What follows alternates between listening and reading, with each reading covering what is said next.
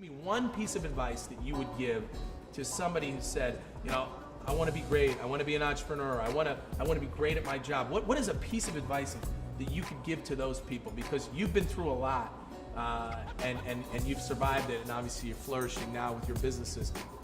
What do you think that is? The one that immediately came into my mind to say was, don't be afraid.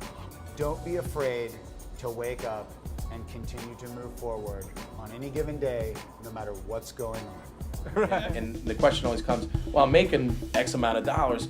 Do I really want to put myself out there? What was it that made you say, I can do this? If you're going to be an entrepreneur, you have to understand that it's not just taking that idea and being successful. Is it, can you scale that idea? You know, and I think that's an important point. Yep. To always think you can do it better than somebody else is doing it, and always strive for that. Okay. I hated my job so much that on Sundays, I would sit home and do nothing to get myself so bored that I wouldn't mind going into work the next day. Oh man, that's a good story. And it's a horrible way to live, but that's the only way I could deal with it. Right. That's the only way I could deal with it. All right, so advice, right?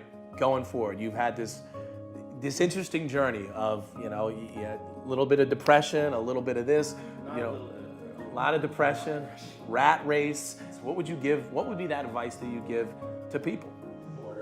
And then in 2007, makes the decision to buy 500 acres of dairy farm in Vermont and start a rye whiskey company to compete with the big boys out of Vermont. Where's the continuity? Where does it come together? I think it all starts with a drive to want to create your own path. And you know, it's one thing to want to create your own path. It's a totally different thing. Take all the blood, you know, toil, tears, and sweat that go along with actually doing that. Because the question I have for you is why RTS? Why garbage? I think we've had this conversation, and now I kind of understand it, but I really want to talk about it more.